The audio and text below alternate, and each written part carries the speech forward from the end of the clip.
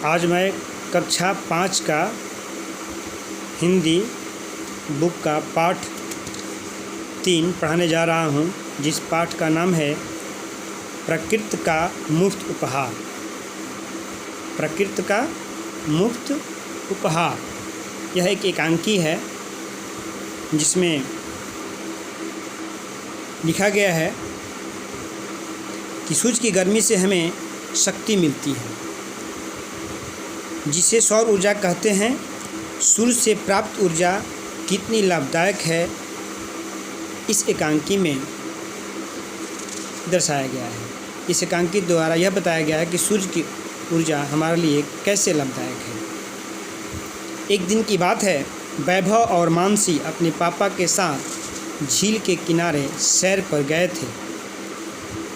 जब थोड़ा अंधेरा हुआ तो अचानक चारों तरफ रोशनी फैल गई। उस रोशनी को देख करके वैभव के मन में आया कि बिना तार के इस पोल पर बल्ब कैसे जल गए, तार तो कहीं से आया नहीं है।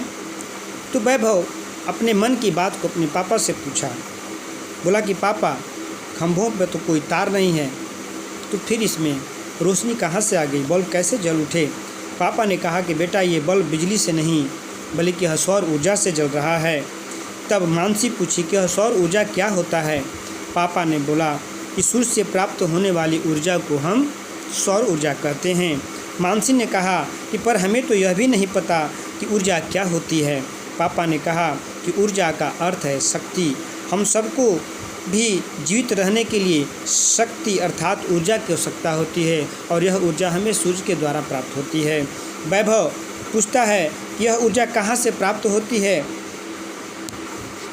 पापा ने कहा कि यह ऊर्जा भोजन से मिलती है, पेड़ पौधे को ऊर्जा सूर्य की गर्मी से मिलती है, और गाड़ियों कारखानों को यह लकड़ी, कोयले, तेल तथा बिजली से प्राप्त होती है।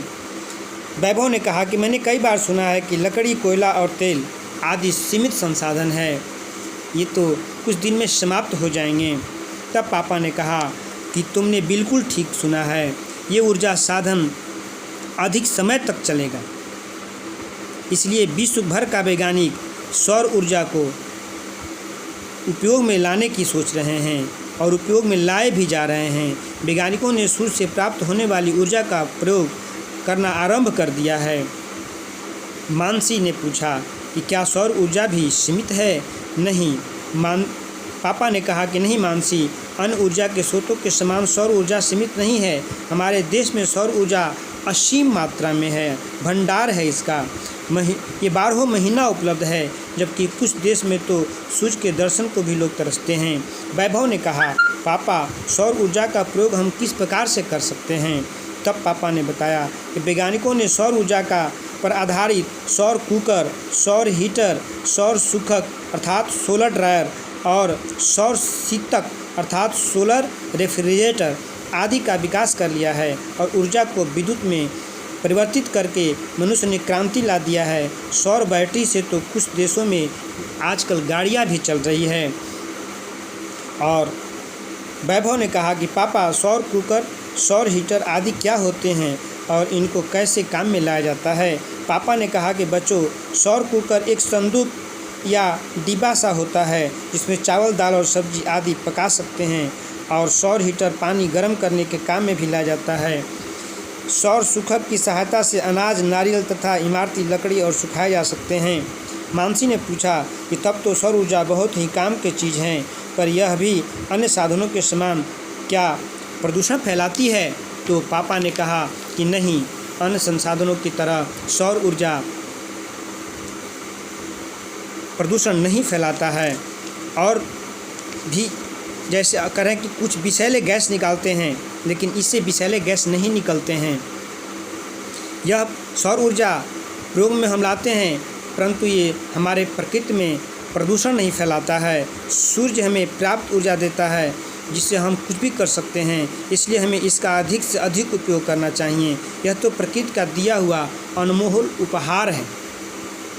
सौर ऊर्जा प्रकृति का दिया हुआ अनमोल उपहार है। यह असीमित है, जितना चाहें उतना हम इसका उपयोग कर सकते हैं, लेकिन उपयोग करने हमें आना चाहिए। तब वैभव ने कहा कि पापा हमें भी अपने घर में सोलर कुकर और सोलर हीटर लगवा देना चाहिए, जिससे हमारे घर की ऊर्जा ही बचेगा और प्रदूषण भी नहीं होगा। पापा ने कहा कि चलो ठीक ही हुआ, आज हम लोगों ने सैर भी कर लिया और साथ साथ सौर ऊर्जा की जानकारी भी प्राप्त कर ली। इस तरह से 2 काम हो गया, एक पंथ और 2 काज। इस तरह से पापा ने टहलते हुए बच्चों को शिक्षा भी दे दिया। इससे यह शिक्षा मिलती है कि हर माता पिता को अपने बच्चों को कुछ न कुछ शिक्षा देती रहनी चाहिए, बताते रहना चाहिए।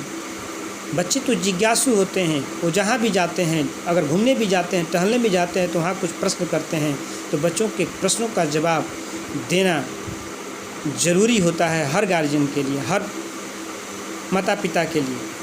कुछ माता पिता सोचते हैं कि बच्चे ऐसे ही बोल रहे हैं, उसको क्या उत्तर देना है, लेकिन नहीं, हम गुरुजन या माता पिता का ये कर्तव्य है कि जब बच्चा प्रश्न करे तो उसका जवाब अवश्य दें।